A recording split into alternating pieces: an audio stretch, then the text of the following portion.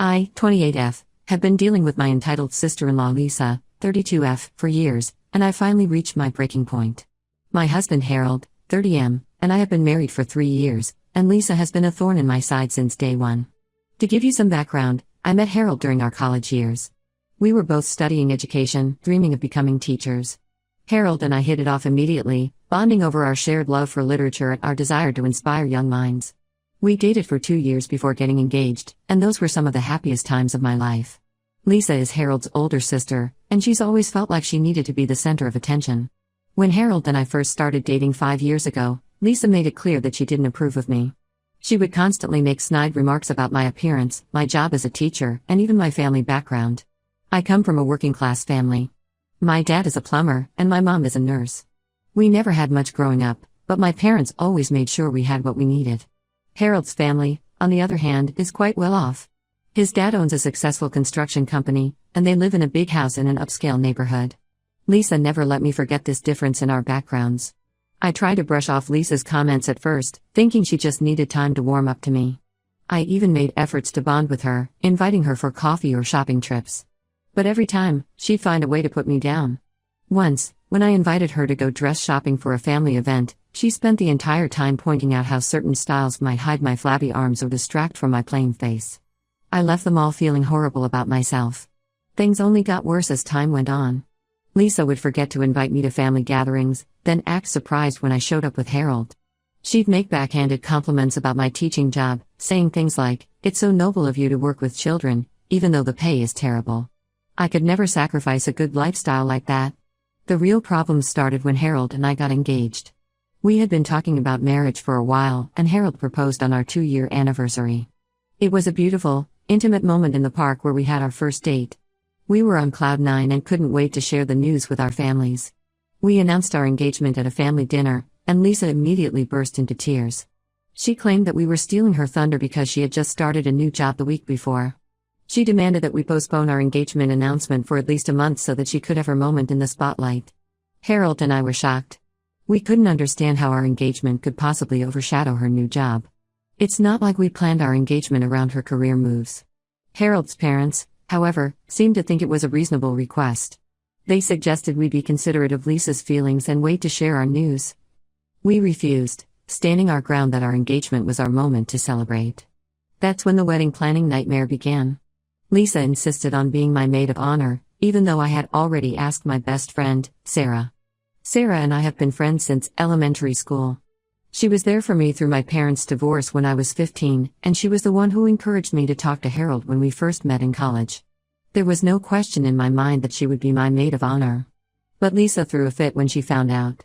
She cried to Harold's parents, saying I was purposely excluding her from the wedding. She threatened to boycott the wedding if she wasn't given the role. Harold's parents pressured me to give in, saying it would keep the peace and that it was tradition for the groom's sister to be in the wedding party. Harold tried to stand up for me, but his parents guilt-tripped him, saying he was choosing me over his family. It was our first big test as an engaged couple, and I could see how torn Harold was. Against my better judgment, I agreed to make Lisa a co-maid of honor with Sarah. I thought it would solve the problem, but it only made things worse. From that moment on, Lisa took over every aspect of the wedding planning. She changed the color scheme from the soft blues and greens we had chosen to bright pink and orange, saying my choices were too boring. She invited 20 of her own friends without asking, claiming they were extended family we couldn't exclude. The worst was when she tried to convince me to change my wedding dress. I had found a beautiful, simple A-line dress that made me feel like a princess. But when Lisa saw it, she insisted it wasn't bridal enough. She dragged me to multiple bridal shops, pushing me to try on enormous ball gowns and overly embellished dresses that weren't my style at all. When I stood firm on my original choice, she made comments about how the dress made her look fat in comparison and that I should consider her feelings as the maid of honor. Throughout all of this, Harold was caught in the middle. He tried to support me, but he also didn't want to create more family drama. His parents consistently took Lisa's side, telling Harold that he needed to control me and make me more accommodating to Lisa's wishes. It put a huge strain on our relationship, and there were times I wondered if we should just elope. The final straw came on the day of the wedding. After months of stress and arguments, the day had finally arrived. I was nervous but excited, ready to start my life with Harold. Then Lisa showed up to the ceremony wearing a white dress. Not just any white dress, but a full-on wedding gown. She claimed it was cream and therefore acceptable, but everyone could see it was bridal white. I was furious. This was supposed to be my day, the one day where I could feel special and celebrated. But once again, Lisa had found a way to make it about her. Harold begged me not to make a scene, saying we should focus on our vows and not let Lisa ruin the day. I bit my tongue and tried to enjoy my day, but Lisa managed to ruin every moment. During the reception, Lisa gave a 30-minute speech about herself, barely mentioning Harold or me. She talked about her accomplishments, her new job, and how she had shaped Harold into the man he is today. Then, to top it all off, she announced that she was pregnant, effectively hijacking our wedding. The rest of the night was spent with guests congratulating her instead of us. I thought things would get better after the wedding, but they'd only gotten worse. Lisa's pregnancy has made her even more entitled. She expects everyone to cater to her every whim, and Harold's parents enable her behavior. They've turned every family gathering into a celebration of Lisa's pregnancy, even our first wedding anniversary dinner. Now, I'm 6 months pregnant with our first child, and Lisa is due a month after me. She's already trying to take over my baby shower, insisting that we have a joint celebration. She says it's more efficient and that it would be selfish of me to have a separate shower when we're due so close together. I absolutely refused, wanting at least this one celebration to be about my baby and not Lisa's. But now Harold's family is calling me selfish and unreasonable. They say I'm being petty and that I should be happy to share this special time with Lisa. Harold's mother even suggested that Lisa should be the one to plan the shower since she has more experience with these things. I'm at my wit's end. I don't want to cause a rift in Harold's family, but I can't take Lisa's behavior anymore. Harold tries to stand up for me, but he always gives in to keep the peace. He says he doesn't want our child to grow up without a relationship with his side of the family. I'm worried about what will happen when our baby arrives. Will Lisa try to make everything about her child? Will she try to compete over whose baby reaches milestones first? How can I set boundaries without causing more drama? Am I overreacting, or is Lisa's behavior as toxic as I think it is? How can I handle this situation without ruining my relationship with my in-laws? I feel like I'm losing myself in all of this drama, and I just want to enjoy my pregnancy and prepare for our baby in peace. Update 1. Thank you all for your supportive comments and advice. Your responses really helped me see that I wasn't crazy for feeling this way about Lisa's behavior. I showed Harold some of your comments, and it finally opened his eyes to how serious the situation is. We had a long talk about everything that's happened since we got together, and he agreed that we need to set firm boundaries with Lisa and his parents. We decided to go ahead with my original baby shower plans, hosted by my best friend Sarah and my mom. We chose not to invite Lisa or Harold's parents, which, as you can imagine, caused a huge uproar in the family. Lisa called us crying, saying we were depriving her of her aunt rights and that she had already bought decorations for the joint shower she had planned without our consent. Harold's parents left angry voicemails, threatening to cut off contact if we didn't include Lisa. They said we were being childish and that family should stick together no matter what. Harold's dad even brought up how he had helped Harold pay for college, implying that Harold owed them for that. It was hard for Harold to hear these things from his parents, but I was so proud of how he handled it. He finally stood up to them and told them that their behavior was unacceptable. He explained that we needed space and that if they couldn't respect our boundaries, they wouldn't be a part of our child's life. He reminded them that being grandparents was a privilege, not a right, and that their current behavior was jeopardizing their relationship with their future grandchild. The baby shower went beautifully without any drama. My friends and family were incredibly supportive, and it felt amazing to celebrate without walking on eggshells. Sarah did an amazing job with the decorations, and my mom made all my favorite foods. We played fun games, and I got to open gifts without worrying about Lisa making snide comments or trying to one-up me. It was everything I had hoped for. However, the peace didn't last long. A few days after the shower, we discovered that Lisa had created a fake social media account pretending to be me. She used this account to post nasty comments about my friends and family who attended the shower. She wrote things like, "Can't believe these losers actually showed up to celebrate my fake baby and so glad I could trick these idiots into giving me free stuff." But it didn't stop there. She even went as far as to claim that I was faking my pregnancy for attention. She posted a long rant about how I had tricked Harold into marriage and was now pretending to be pregnant to keep him from leaving me. She included old photos of me where I looked slimmer, claiming they were recent and proof that I wasn't really pregnant. We were horrified. Not only was Lisa spreading vicious lies, but she was also impersonating me to do it. Harold immediately called his parents to confront Lisa, but their response left us speechless. Instead of being appalled by Lisa's actions, they defended her. They said she was just hurt and acting out because we had excluded her from the shower. They suggested we apologize to her for hurting her feelings and include her in future baby preparations to make amends. Harold and I were at a loss. We couldn't believe how far Lisa was willing to go to hurt us, and we were equally shocked by his parents' response. It was clear that they would always take Lisa's side, no matter how egregious her behavior. After much discussion, we decided to take a break from all contact with Lisa and Harold's parents until after the baby is born. We felt it was necessary for my mental health and the well-being of our unborn child. We've blocked their numbers and social media accounts for now. I'm feeling a mix of relief and anxiety. On one hand, it's nice not to deal with their drama on a daily basis. I can focus on preparing for our baby without constantly worrying about what Lisa will do next. On the other hand, I'm worried about what Lisa might do to retaliate. She's shown that she's willing to go to extreme lengths to hurt us, and I'm concerned about what she might do next. We're considering legal action if she continues to impersonate me online. We've started documenting everything, taking screenshots of the fake account posts, and saving any messages or voicemails from Lisa and Harold's parents. We hope we won't need to use them, but we want to be prepared. This whole situation has put a strain on Harold and me, but it's also brought us closer in many ways. We're united in our decision to protect our little family, and Harold has really stepped up in standing up to his family. We're trying to focus on the positives. Our baby will be here soon, and we're excited to become parents. Has anyone dealt with a similar situation? How did you handle it? I'm trying to stay stress-free for the baby, but it's hard with all this family drama. Any advice on how to move forward would be greatly appreciated. I'm also worried about the long-term effects of this situation. How do we explain to our child why they don't have a relationship with their aunt and grandparents? It breaks my heart to think about it, but I also know we're doing what's best for our family. Update 2. Things have escalated even further since my last update. We thought going no contact would give us some peace, but Lisa found new ways to insert herself into our lives. About a week ago, I started receiving packages at our home. At first, I thought they were late baby shower gifts, but when I opened them, I was shocked. They were all addressed to the real mother and contained items for Lisa's baby, not ours. There were onesies, toys, and even a car seat, all in the theme and colors I had chosen for our nursery. Attached to each package was a note from Lisa, saying things like, "Since you stole my baby shower, I thought I'd show you what a real mother deserves, and I hope your fake baby enjoys these hand-me-downs." It was clear that Lisa was still fixated on the idea that I was faking my pregnancy, despite the fact that I'm visibly showing at this point. Harold was livid when he saw the packages. This was a new low, even for Lisa.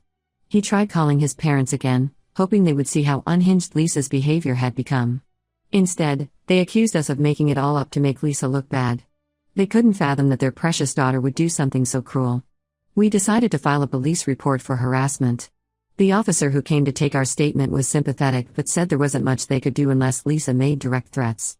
They suggested we keep all evidence and consider a restraining order if things got worse.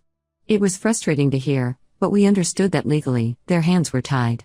To add insult to injury, we found out that Lisa had been telling people in their hometown that I had tricked Harold into marriage by faking a pregnancy, and that I was now faking this pregnancy to keep him. Some of Harold's old friends actually believed her and had been sending him concerned messages. One of his childhood friends even reached out to ask if Harold needed help escaping from me. Harold finally reached his breaking point. He wrote a long email to his entire family, explaining everything Lisa had done, from the wedding incident to the latest harassment. He included photos of the packages and notes from Lisa, as well as screenshots of the fake social media account she had created. He told them that until they could acknowledge Lisa's behavior and stop enabling her, we would not have any contact with them. The response was mixed. Some family members reached out to apologize, saying they had no idea things were so bad. Harold's cousin, who had always been close to him, called to offer support and said he had noticed Lisa's behavior but hadn't realized how extreme it had gotten. A few of Harold's aunts sent us caring messages, saying they understood our decision and hoped the family could heal in time. Others, however, doubled down on supporting Lisa. Harold's parents sent a scathing reply, accusing Harold of abandoning his family for an outsider, meaning me. They said he was betraying his sister during her delicate condition and that he would regret pushing away his family when he needed them most. An uncle suggested that my hormones were making me paranoid and that we should forgive Lisa for any misunderstandings. This division in the family has been hard on Harold. He's lost relationships with people he's been close to his entire life. There are moments when I can see the doubt in his eyes, wondering if we're doing the right thing. But then he looks at my growing belly, feels our baby kick, and I know he's committed to protecting our little family. We're now looking into moving to a new home where Lisa doesn't know the address. It feels extreme, but we're worried about what she might do when the baby arrives. We've started researching neighborhoods in nearby towns, looking for a place that's still close enough for me to commute to my teaching job but far enough that Lisa can't easily find us. The stress of all this is taking its toll on me. My doctor has expressed concern about my blood pressure and has advised me to avoid stress as much as possible for the baby's sake. We've started looking into prenatal yoga and meditation classes, hoping they might help me stay calm. Despite all the drama, we're trying to focus on the joy of preparing for our baby. We've been working on the nursery, choosing furniture, and picking out tiny clothes. These moments of normalcy feel precious amidst all the chaos.